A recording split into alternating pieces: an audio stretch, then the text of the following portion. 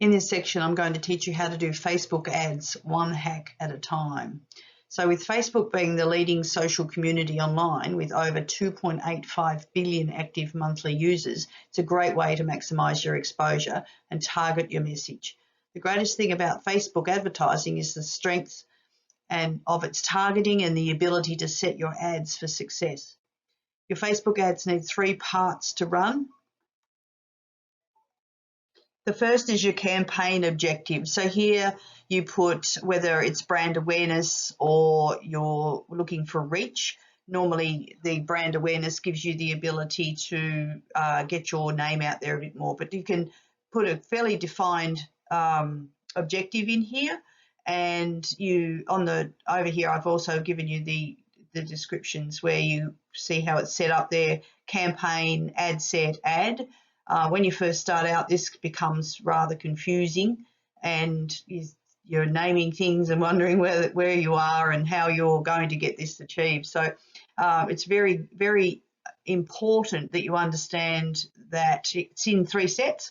The campaign is the actual objective of what you're trying to achieve. The ad set gives you the ability to create different ads under the ad set, and you can then, the ads that you're creating, you can then use to run your A/B testing. So a little bit of confusion there, but so just 3 sections. So campaign, it's your objective of the purpose of your ad, the objective of your ads. The ad set determines the audience that you're going to set it to, the placements, meaning where it's going to be set up, whether it's going to be on Instagram, or whether it's on Marketplace or just purely on Facebook. You get the opportunity to be able to set that up, and how much you're going to spend. That's where you set that up here, is in ad set. And then the ads are the creative that you set up. So the type of ad, what image you're putting, what words you're using. So 3 sections, important to understand those, because that will save you a lot of confusion at the end of it, and you'll have your ad set up very well. So if you're A/B targeting, you'll obviously set that up in the ads section. So this is where we're setting up the actual ad set. So remember that you have just named your campaign, and now you're setting up the ad set. What I also wanted to note is I've put a little bit.ly code on the right-hand side of these templates, so that you could have a really good look at what Facebook suggests you do in this area. So if you are at the beginning stages and you're learning, the more information that you can get your head around in this section will certainly give you a lot more success and keep your spend down, because you don't want to be wasting money at this stage. So this is the ad set. So what the idea here is to set it up so that you are setting up your budget.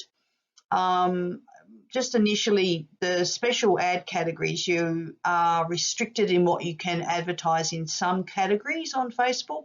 So it's well worth your while actually noting that and being able to understand what guidelines you have to adhere to in the different ads, in the different categories. There are only a couple sort of listed, but you need to understand them.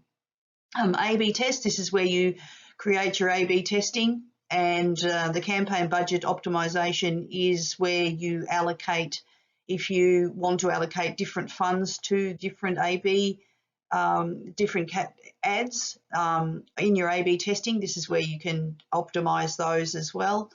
And so you give each ad set a name. So if you have a certain ad, if you're running real estate, for example, and you had a photo of a house, with the pets in front, saying, this house, I'm looking for new people wanting to buy, wanting to sell, then you would have that as your ad set name, and then underneath that you could change the wording of the ad rather than just the photo, or you can keep the wording and change the photo. So A/B testing is all about testing the type of attraction your customer base has to what wording and what photos you're using. The budget here is very important. And I go into this a little bit deeper in a couple of screens down, so I'll just breeze over this at the moment and we'll give that more depth later on. Really good to understand budgeting. I think that there's a lot on the internet that tells you to, just spend $1, just spend $5, but you really need to understand how you warm Facebook up to start with. And this is a good section to understand a little bit more. And again, as I said before, the bit.ly code at the top is directing you straight to the Facebook guidelines and sections that will give very good detail to this too. So the more you read, the better it will be.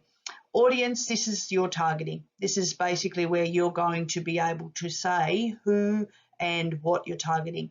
Up the top there on the right-hand side, with what is been set up on this particular one, it shows what volume of audience that you're going to target. Again, it's good to understand that it's not always good to be targeting a lot of people. You really should define your target and know your customer persona, so that you can, your buyer persona, so that you can understand who it is you're targeting, what keywords you're using to target with, and how you're going to do that. And obviously using your A/B testing with different keywords, different words, different photos is all linked in together with being able to target a really good campaign. So with the audience here, you basically choose a custom audience or a new audience. You can use saved audiences, which means like if you have a CRM, you can use the people that are on that. They are defined to be your best customers. So if you're a little bit more advanced and you have lists of customers, you can actually upload those into Facebook and use those as your target type of customer. They'll look at those people and be able to set your ads to that defined range, which is really good. And obviously location, if you're targeting, specific areas, you put the country, or you can get right down to postcodes almost as far as areas are concerned. And of course, age is super important. Knowing your buyer persona, as I said before, is super important. And I keep saying super because it's so important to get all of this right, because you just waste so much money if you're not using this targeting correctly. So this is, again, a really good area to spend some time learning and understanding and having the research done, your keyword research and everything that is required to make all of this budget spend worthwhile for you. So as I said before, it's really important to create targeted advertisements. Targeting your ad with the most interesting, responsive and profitable advertising will ensure you hit your target demographic.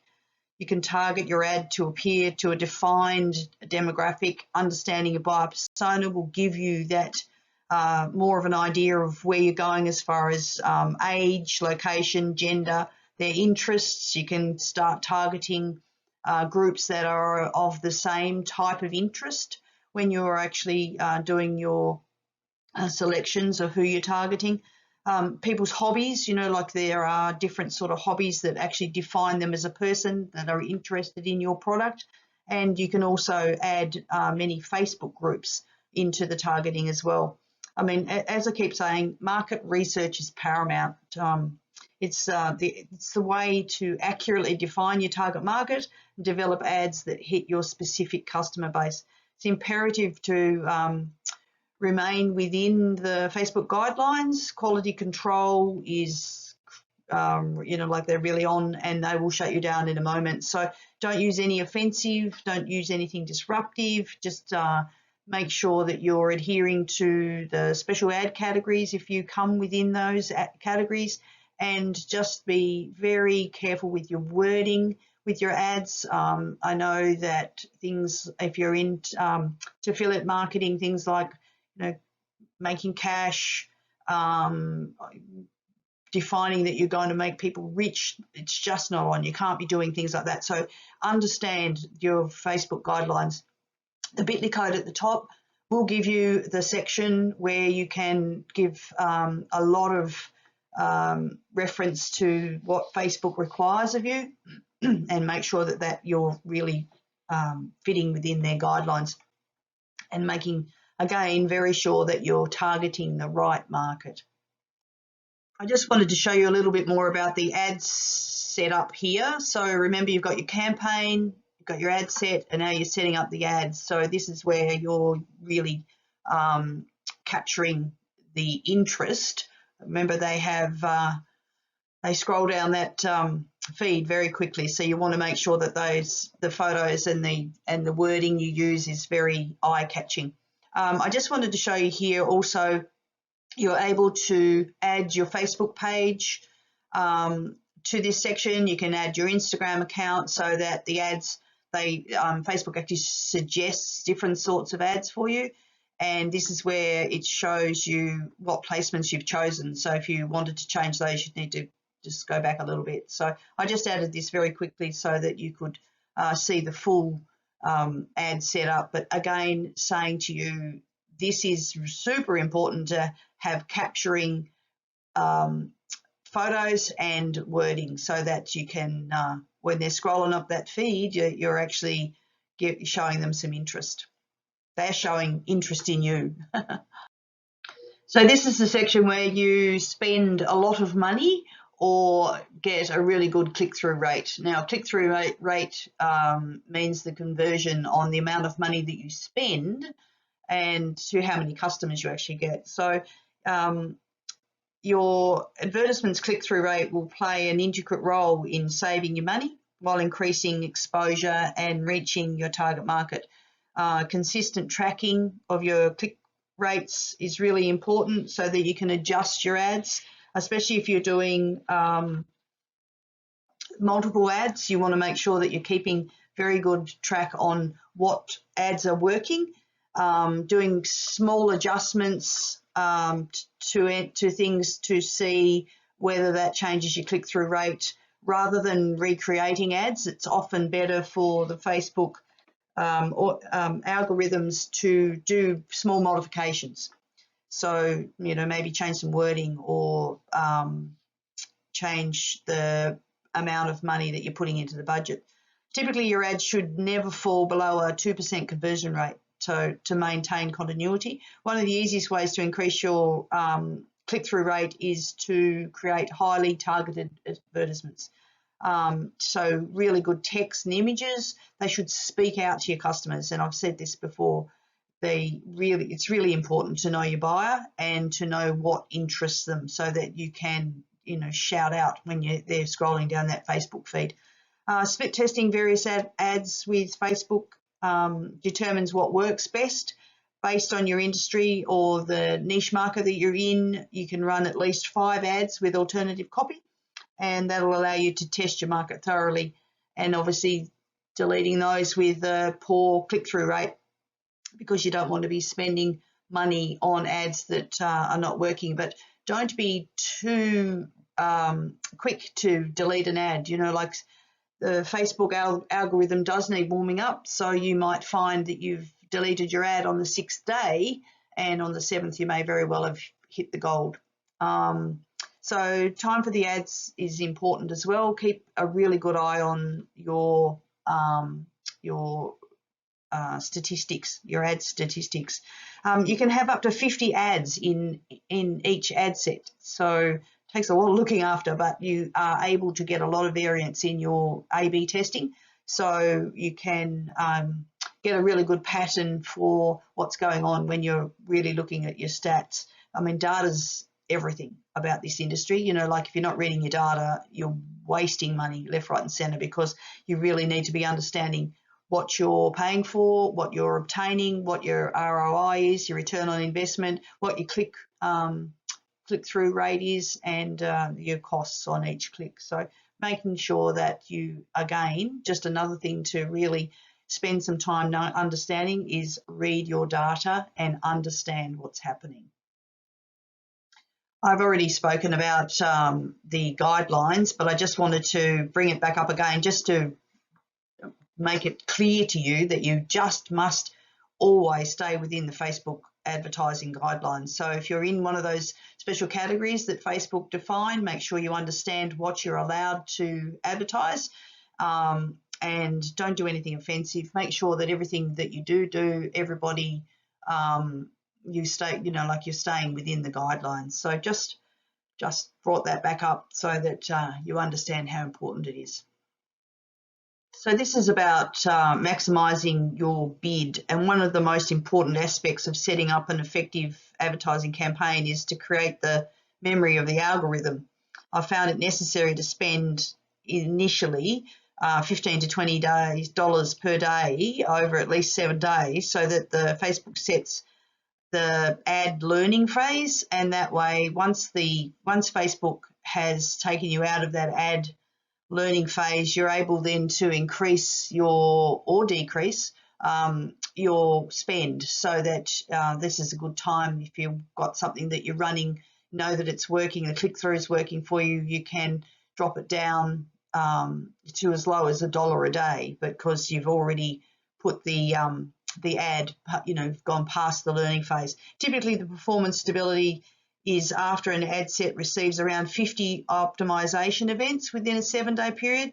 If 7 days has elapsed since a significant edit or an ad set has not exited the learning phase, the delivery column reads learning limited, meaning your spend is not enough to overcome the learning phase. So it's worth then just increasing your spend for a period of time to get you out of that phase, and then you can just set and let it go and just keep reaping the rewards.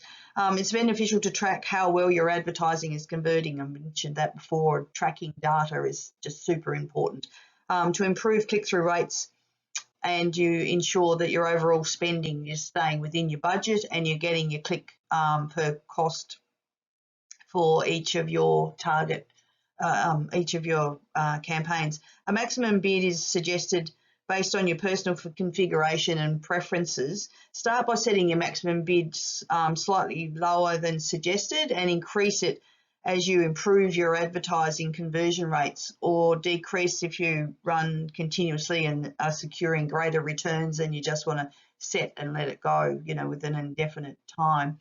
It's also important to keep an eye on the time lengths that you set your ads, because you need to remember that you've got them going. When you've got 50 ads going with quite a few different A/B testings happening, sometimes they can get away from you. So just make sure you put expiry dates when you're first starting out, and that way your ads, you'll get warnings to say that they're you've got it coming to an end, so you'll get time to be able to readjust and just increase the time spent.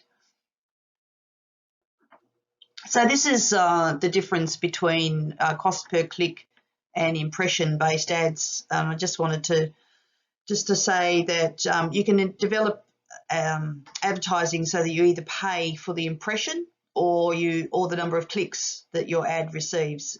Starting out, is wise to choose cost per click, giving you the ability to accurately test the ad. Only paying for responses, not views. Often when you're paying for views, you're not paying for specific customers taking action on your page.